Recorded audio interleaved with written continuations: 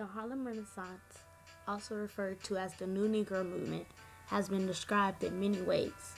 The Renaissance was a literary, artistic, and intellectual movement that kindled a new black cultural identity. The Renaissance was a phase of a larger movement that had emerged in the earlier 20th century and in some ways ushered in the civil rights movement of the late 1940s and early 1950s. The social foundations of this movement included the great migration of African Americans from rural to urban spaces, dramatically rising levels of literacy, the creation of national organizations dedicated to pressing African American civil rights, uplifting the race, and opening socioeconomic opportunities and developing race pride.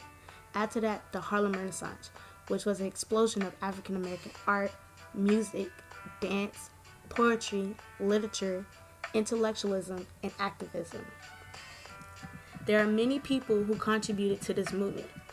To list a few people, we have Jean Tomer, Langston Hughes, Rudolph Fisher, Wallace Thurman, Jesse Fossil, Neely Lars, Arna Bontemps, Conti Cullen, Louis Armstrong, Josephine Baker, and Zora Neale Hurston.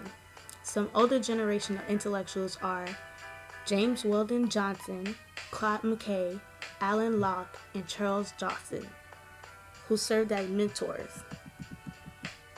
The Renaissance took place between the end of World War I and the middle of the 1930s.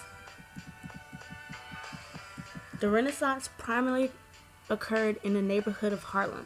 However, the rise in Negro consciousness and awareness was not limited to New York.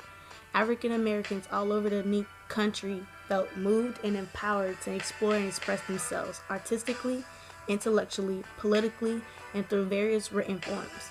During this period, Harlem was a cultural center for drawing black writers, artists, musicians, photographers, poets, and scholars. The Renaissance was not confined to the Harlem district of New York City, but Harlem attracted a remarkable concentration of intellect and talent and served as the symbolic capital of this cultural awakening.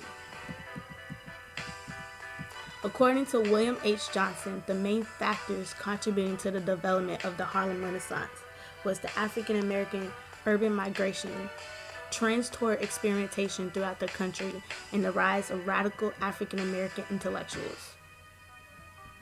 Now you have an accurate description of one of the most profound, exciting, engaging, and complicated periods in American history.